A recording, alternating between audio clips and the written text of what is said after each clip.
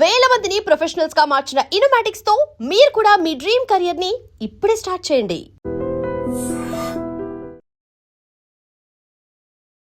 నాకు ఇద్దరు వదినలు, ఇద్దరు అక్కలు, అందరం ఉమ్మడి కుటుంబం 14 మంది చెన్నైలో ఉండేవాళ్ళం.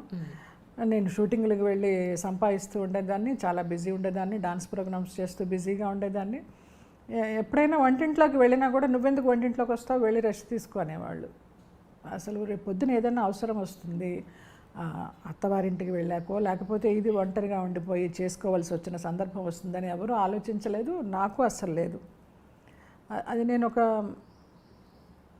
ఏదో డబ్బు సంపాదించే యంత్రంలాగా అయిపోయినా నేను.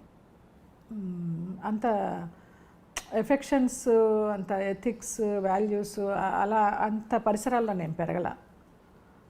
మనకి వచ్చిన విద్య ఒకటే, వెళ్ళాలి, యాక్ట్ చేయాలి, కుటుంబాన్ని చూడాలి, అంతే. ఎవరు నాకు నేర్పించలా. ఇప్పటికి కూడా అందరూ అంటారు, ఎలాగా నువ్వు ఒక్కదానివి, ఎవరైనా నా మామయ్య కొడుకుంటాడు నాతోటి, భాస్కరు. మార్నింగ్ లేస్తే 4 గంటలకు పూజ అయిపోతుంది వాడిది, బ్రహ్మీ ముహూర్తంలో. ఇక నేను ఎప్పుడు లేస్తే అప్పుడు, షూటింగ్ ఉంటే పెందరాడే లేచి ఒక దండం పెట్టుకుంటాను, లేకపోతే ఎప్పుడు లేస్తే అప్పుడే దండం. పూజలు పునస్కారాలు చేయడం కానీ. చెన్నైలో ఉన్నప్పుడు బాబా హారతిలో 4 చేసేదాన్ని. చాలా చాలా పీక్లో ఉండేది భక్తి. నీరసం వచ్చి పడిపోవడాలు, ఆ తెల్లవారుజామున ఆ హారతి చేస్తుంటే ఇంకా తర్వాత ఇది మనకి అచ్చిరాదులే అనుకుని ఒక దండం, ఏదైనా వచ్చిన 4 మంత్రాలు చదువుకుంటా. ఏమి అమ్మ ఇలా ఉండు ఇలా ఉండు ఇలా ఉండు అని ఏమీ చెప్పలేదమ్మ, ఏమి నేర్పించలే. మా పాటికి మేము పెరగడమే అంతే. సో దాంతో వంట రాలేదు.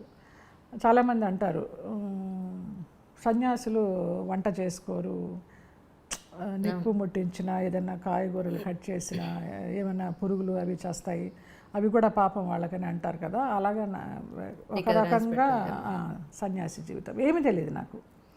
ఎప్పుడో ఒక కాలంలో కాఫీ టీ పెట్టుకున్నట్టు గుర్తు, ఇప్పుడు అవి కూడా లేదు. ఏం చేస్తావు, ఎవరు లేకపోతే ఆ భాస్కర్ కూడా ఏదైనా పని మీద వెళ్ళిపోయాడు అనుకో, లేకపోతే వాడికి ఏమైనా ఉద్యోగం వచ్చి వెళ్ళిపోయాడు, ఏం చేస్తా, స్విగ్గీలు ఉన్నాయి, ఎదురుకుండా ఉంటారు రెంట్కున్న వాళ్ళందరూ, సంధ్య అని వాళ్ళు, పైన లక్ష్మి అని, జయమ్మ అక్క అనుకుంటూ ఏమి కావాలంటే అవి తీసుకొచ్చేస్తారు పొద్దున కాఫీ దగ్గర నుంచి. ఇంకా నాకేం అవసరం, నేర్చుకునే అవసరం రాలా. ఆ లోటు కూడా నాకు తెలియదు. ఇప్పటికీ నా జీవితము వరమా శాపమా అనుకుంటా నాకే అర్థం కాదు, కన్ఫ్యూజ్. ఒక్కొక్కసారి నాకు నన్నే భుజం తట్టుకుంటా, వరమే నీ జీవితం అనేసి. నిజంగా మ్యామ్, నేను రీసెంట్గా ఒక స్వామీజీని ఇంటర్వ్యూ చేసినప్పుడు, పిల్లలు లేరని చాలా బాధపడుతూ ఉంటారు అంజలి గారు. పిల్లలు అనేది రుణం, ఎవరికైనా మన రుణం ఉంటేనే మనకి పుడతారు. మనం ఎవ్వరికీ రుణం లేము అని అనుకుంటే, మీరు ఎవ్వరికీ ఒక్క 0.1% కూడా మీరు రుణం లేరు అనుకుంటే మీకు పిల్లలు ఉంటారు, అంతే అంతే. దానికోసం మీరు వెతుకులాట అక్కర్లేదన్నారు. అవసరం లేదు, నిజమే. అది ఎప్పటి నుంచో ఉంది కదా, రుణానుబంధ రూపేణ పశుపత్ని సుతాలయ. అవునండి, అంతే. ఇక అన్న కొడుకులు, అక్క కూతుళ్ళు, అక్కలకు అందరు కొడుకులే, అన్నకే ఆడపిల్లలు, మేనగోడళ్ళు, 2 మేనగోడళ్ళు నాకు. పెద్దన్నయ్యకి ఇద్దరు కూతుళ్ళు, రెండో అన్నయ్యకి 2 కూతుళ్ళు, పెద్దవాడికి 1 కొడుకు, అక్కకి 2 కొడుకులు, ఇంకొక అక్కకి 1 కొడుకు. అలాగందరూ మా పిల్లలే. ఇంకా కోడళ్ళు వాళ్ళందరూ కూడా బాగా చూసుకుంటారు, జయత్తయ్య అనుకుంటూ. వాళ్ళతోటే ఇంకా ఏదన్నా ఫంక్షన్స్ అంటే చెన్నై వెళితేనో వాళ్ళని చూసుకుంటూ ఉంటా. వాళ్ళకి ఏదైనా పెళ్ళిళ్ళు అయితే నాకు తోచింది ఇస్తాను, నా శక్తికి తోచింది. ఆ పిల్లలకి చదువులు చెప్పించడము. ఈ 2 మేనగోడళ్ళు అంటే బాగా పెట్టనమాట. ఇక వాళ్ళ కోసం నేను వెళ్ళిపోవడము, వాళ్ళని ఇక్కడికి పిలిపించుకోవడము అలా చేస్తూ ఉంటా. అలా కాలక్షేపం చేస్తా. రింగ్ టోను పాట వినగానే ప్రస్తుతానికి మీ మానసిక స్థితి అదేనా అనిపించింది నాకు. ఆ పాట నేను చాలాసార్లు వింటానండి రేడియోలో, కార్ డ్రైవింగ్ అప్పుడు. అసలు ఆ నిజానికి కూడా ఆ సినిమాలో ఆ పాట ఎంత డెప్త్ ఉంటుందో, బాలసుబ్రహ్మణ్యం గారు పాడిన పాట. నాకు ఈ మధ్యనే తెలుసు ఆ పాట.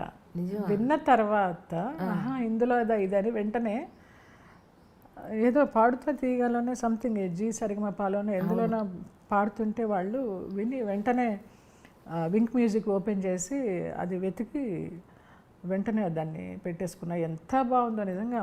మనకి మనమే సమాధానము, మనకి మనమే ప్రశ్న, మన సమస్యను మనమే విడగొట్టుకోవాలి. ఎవరు ఏం చేయలేరు. ఇది చెయ్యి అని సలహా ఇస్తారు, కానీ అది వినడానికి మనకి టైం సరిగా ఉండాలి. మన టైం బాగుంటే వింటాం, లేకపోతే మన స్వయంకృత అపరాధం. ఏం చేయాలో అదే చేస్తాం. అవును, అది ఎంత ఇష్టమో నాకు ఆ పాట. నిజంగా అసలు ఆ సినిమాలో కూడా చాలా డెప్త్ ఉంటుంది. ఇంత మంచి పాట ఉందా ఇందులో అనుకున్నాను. అవును, కొత్త బంగారు లోకంలో. ప్లస్ ఇంకోటి ఏంటంటే ఆ పాట ఎవ్వరు విన్నా సరే వాళ్ళ జీవితానికి వాళ్ళు అన్వయం చేసుకుంటారు. అవును, అంత బాగుంటుంది ఆ పాట అది. అవును, ఒక మోటివేషన్ సాంగ్ అని చెప్పొచ్చు అది. అవును, ఎవరి మీద డిపెండ్ అవ్వకుండా మనకి ధైర్యం వస్తుంది. అవును, జీవితం ఇదా అనిపిస్తుంది. అన్ని రకాల భావాలు కలగలిపి వస్తాయి ఆ పాట విన్నామంటే. కానీ మీవి ఆల్మోస్ట్ అన్ని ఇంటర్వ్యూస్ చూసానండి. ఆ 4-5 అలీతో సరదాగా కానీ ఆయనతోటి 2 ప్రోగ్రాంలు చేశారు మీరు. అవును, ఆ తర్వాత చేసిన ఇంటర్వ్యూస్ కానీ చెప్పినప్పుడు ఒక్కసారి మీరు క్లాసికల్ డాన్సర్ అవ్వాలనుకున్నారు, క్యారెక్టర్ ఆర్టిస్ట్ అయ్యారు. సరే, జీవితంలో ప్రతి ఒక్కళ్ళకి స్ట్రగుల్స్ ఉంటాయి. నమ్మాం, మనుషులు అన్నాక నమ్మకుండా ఎలా ఉంటాం, నమ్ముతాం, నష్టపోయాం. రైట్, ఇప్పుడు ప్రస్తుతానికి ప్రశాంతంగా సంతోషంగా ఉన్నారు. రైట్, వాట్ నెక్స్ట్ అంటే ఏం చెప్తారు? నేను ఎప్పుడు ఫ్యూచర్ గురించి ఆలోచించలేదమ్మా. రేపేంటి అంటారే, ఇప్పుడు ఎలా గడిచింది అప్పుడు అలాగే గడుస్తుంది. నాకు అసలు ఒక ప్లానింగ్ లేదు. ఎంతోమంది బాగా డబ్బు ఉన్నప్పుడు అక్కడ కొని పడే స్థలం, ఇక్కడ కొని పడే, ఇదిగో ఇవాళ ఎన్ని కోట్లయింది. మనకి ప్రాప్తం లేదు అంతే. మనకి ఏది ప్రాప్తమో అదే మన దగ్గరికి వస్తుంది. మనం ఎంత ఆరాట పడినా అది ఎన్ని కోట్లున్నా అది మన దగ్గరికి రాదు. ఆ ఫిలాసఫీతో వెళ్ళిపోతూ ఉంటాను. నాకు ఆ కర్మ సిద్ధాంతాన్ని నమ్మితే హాయిగా ప్రశాంతంగా ఉంటుంది నాకు. చాలామంది ఇలాగ ఒంటరిగా ఎంతకాలం ఉంటా ఉంటారు. ఇది ఒంటరితనం కాదు, ఏకాంతం. ఏకాంతంలో ఉన్న ఆనందం అనుభవిస్తున్నానని చెప్తా నేను ఒంటరిని కాదు అని చెప్తా. సో రేపేంటనేది లేదురా, వెళ్ళిపోతుంది. నా ఆయుష్ ఉన్నంత వరకు, ఎంత ఆయుష్ ఉందో తెలీదు, ఆరోగ్యంగానే ఆనందంగానే వెళ్ళిపోతాననే ఒక పూర్తి విశ్వాసంతో బతుకుతున్నాను. అలాగే జరుగుతుందని అనుకుంటున్నాను. ఫ్యూచర్ ప్లాన్స్ అయితే ఏమీ లేవు, లగ్జరీస్ ఏమీ లేవు. ఇప్పుడు అనుకోవడానికి కూడా డబ్బు కూడా లేదు. ఉన్న ఫ్లాటే ఉంది నాకు, 2 పూట్ల తినడానికి ఉంది, ఎవరన్నా వస్తే పెట్టడానికి ఉంది. ఒక కుక్క నాకు రోజు వస్తూ ఉంటుంది ఇంటి ముందరికి. మా వాడి అలవాటు చేశాడు భాస్కర్. అది మా ఇంట్లోనే పుట్టింది కింద సెల్లార్లో. అది ఇప్పుడు ఇంత పెద్దదైంది. దాన్ని దత్తుడు అని పిలుస్తూ ఉంటాను నేను. వచ్చేసి కరెక్ట్గా కూర్చుంటుందమ్మా. సాయంత్రం 6 గంటలప్పుడు దీపాలు పెట్టేవేళ ఇంకా దానికి పెరుగన్నమో పాలన్నమో ఏదో ఒకటి పెట్టేసి మంచినీళ్ళు పోస్తే తాగేసి వెళ్ళిపోతుంది అంతే. ఎంత కాలంగా జరుగుతుందో ఇది. నాకు అదొకటి చాలా విచిత్రం అనిపిస్తుంది. అది రాకపోతే చూస్తూ ఉంటా, ఇదేంటి ఇవాళ రాలేదు దత్తుడు అనుకుంటా. మా వాడిని అడుగుతా, ఏంటో దత్తుడు రాలేదంటే ఏమో ఎక్కడన్నా దొరికిందేమో దానికంటే. అక్కడ ఉన్నాం మీకు, అక్కడ ఉంది నిజంగా. ఏంటో చిన్న చిన్న ఆనందాలు అంతే, పెద్దగా ఏమీ లేవు. ఒక్క మానస సరోవర్ వెళ్ళాలి నా జీవితంలో కోరిక, ఒక కోరిక. చాలా వరకు యాత్రలు చేశాను. ఆ మానస సరోవర్ తీసుకెళ్లే వరకు నన్ను ఆరోగ్యంగా ఉంచు. అక్కడికి వెళ్ళిన తర్వాత నీ ఇష్టం, నీలో ఐక్యం చేసుకుంటావా, మళ్ళీ వెనక్కి పంపిస్తావా, ఇంకా ఏమన్నా రుణానుబంధం ఉంటే నీ ఇష్టం అనుకుంటా. అది ఎప్పుడు వెళ్తానో తెలీదు. నెక్స్ట్ ఇయర్ ఏదో రోడ్డు వేస్తున్నారు, చైనా నుంచి వెళ్ళక్కర్లేదు అని ఏదో చెప్పారు. దానికోసం కలగంటున్నా. అంతవరకు ఆరోగ్యంగా ఉంచని అంతే. ఆరోగ్యంగా బంగారంలో ఉంటారు మీరు. రమాప్రభు గారిని మళ్ళీ కలిసారండి తర్వాత? లేదమ్మా, ఎప్పుడన్నా ఫోన్లో మాట్లాడతాను. మాట్లాడితే ఆవిడ మూడు సరిగా అంటే బాగా మాట్లాడతారు, లేకపోతే ఇక తెలిసిన విషయమే కదా, దెప్పి పొడుస్తారు. ఏంటి ఇంకా గుర్తున్నానా, చచ్చిపోయాను అనుకున్నానే నువ్వు ఫోన్ చేయకపోతే అంటారు. కొంచెం ఆ మాటలు వినాలంటే బాధ. సరేలే పెద్ద ఆవిడ అనిపిస్తుంది. ఎప్పుడు ప్లాన్ చేస్తున్నా మదనపల్లి వెళ్ళి చూద్దామని. నేను చిట్టిబాబు గారు వెళదాం బాబా అంటూ ఉంటా. వెళదామంటారు, కానీ ఇంకా చూసే సందర్భం ఇంకా ఏమి అందరికీ కలిసి రావడం లేదు. రాళ్ళపల్లి గారికి మీకున్న అనుబంధాన్ని ఒకసారి సందర్భంగా తలుచుకుందాం అండి. ఎందుకంటే రాళ్ళపల్లి గారితో 2-3 సార్లు నేను మాట్లాడినప్పుడు ఆరోగ్యం సహకరించట్లేదమ్మా, ఈటీవీ వాళ్ళకి ఏదో వంట ప్రోగ్రామ్ చేస్తున్నాను కానీ అస్సలు కూర్చోలేకపోతున్నాను. ఎక్కువ టైము వాళ్ళకు కూడా 15 గంట కూర్చుని ఒక 5 నిమిషాలు చేసి కూర్చుంటున్నాను.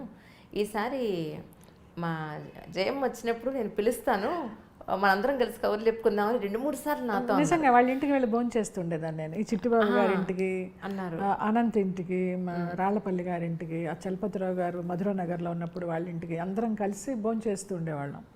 వంటలన్నీ చేసుకుని చక్కగా. ఆయన జల అని పిలిచేవారు. జయలలితని జల అని షార్ట్ ఫామ్లో పిలిచేవారు. ఎక్కువ వంశీ గారి పిక్చర్లన్నీ కలిసి చేసాము. ఆయన బావా అంటూ ఉంటాను.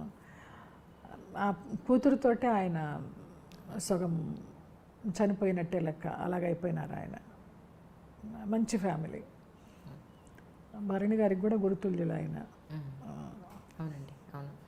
ఆయన చనిపోయినప్పుడు కూడా భరణి గారు అదే అన్నారు, మా గురువు గారు కాలం చేశారు చూసావా, ఇంటర్వ్యూ చేయమంటే అలా ప్రొలాంగ్ అయిపోయింది. ఆయన ద్వారానే యాక్చువల్లీ నేను ఆయన నెంబర్ తీసుకుని అప్పుడు మాట్లాడడం జరిగిందనమాట. నాకు ఇంటర్వ్యూ చేయడానికి ఏం లేదమ్మా, కొన్ని సంఘటనలు నచ్చని సంఘటనలు ఏమైనా చెప్పేస్తానేమో, దాని ద్వారా మనుషులు బయటకు వస్తారేమో, అనవసరంగా ఇంకొకళ్ళని బ్లేమ్ చేయడం ఎందుకు. మన టైం ఇంతే, ఇప్పుడు ఫామ్లో లేము, అందుకని మనల్ని ఎవరు అంతగా పట్టించుకోవడం లేదు, చిన్న చూపు చూస్తున్నారు అనే ఒక ఫీలింగ్ ఉంటుంది. కానీ మళ్ళీ వాళ్ళని ఎందుకు బ్లేమ్ చేయడం, వాళ్ళ బిజీలో వాళ్ళు ఉంటారు. మనల్ని గుర్తుపెట్టుకోవాలనో లేకపోతే మనకి క్యారెక్టర్ ఇవ్వాలనో మనల్ని పలకరించాలనో వాళ్ళకి అవసరం లేదు. కానీ ఆ కాలంలో రామానాయుడు గారు వాళ్ళు ఉన్న కాలంలో నిజంగా ఎంత హాయిగా ఉండేదో. ఫోన్ చేస్తూ ఉండేవారు ఆయన, జయలలిత రాజలలిత కాసేపు కూర్చుందాము, కాఫీ తాగిపో, నాకు నిన్ను చూస్తే ఆత్మీయురాల్లాగా అనిపిస్తుంది, ఇప్పుడు వాళ్ళు ఎవరు సరిగా మాట్లాడరని. అట్లా ఏ ప్రొడ్యూసర్ అమ్మా పిలుస్తారు, స్టార్ ప్రొడ్యూసరు. ఇప్పుడు నేను మా టీవీ సీరియల్ పిల్లలే ఏదో చిన్న సినిమా తీసుకున్నారు, రుద్రం కోట అని. అయితే దానికి టైటిల్ లాంచ్ కోసం మోహన్ బాబు గారిని అడిగితే వెంటనే స్పందించి వచ్చారు. నాకు జయలలిత అంటే చాలా ఇష్టము, అమ్మాయి అంటే చాలా గౌరవం అని వచ్చారు, చేశారు. మీడియా వాళ్ళకు కూడా ఆశ్చర్యం. ఆయన వచ్చే నిమిషం దాకా నన్ను సతాయిస్తూనే ఉన్నారు, వస్తారా, నిజంగా వస్తారా అని. అదేంటండి అలాగ అడుగుతున్నారు అంత అపనమ్మకంగా, వస్తానని మాట ఇచ్చిన తర్వాత పెద్ద మనిషి మాట ఎట్లా తప్పుతారు అంటే వాళ్ళందరూ గుసగుసలు ఆడుకోవడం విని నిజంగా నాకు టెన్షన్ వచ్చి చెమటలు పట్టేసినాయి. ఏంటి రారా ఈయనని. కరెక్ట్గా దిగారు, టైంకి దిగారు ఆయన. అప్పుడు వాళ్ళందరూ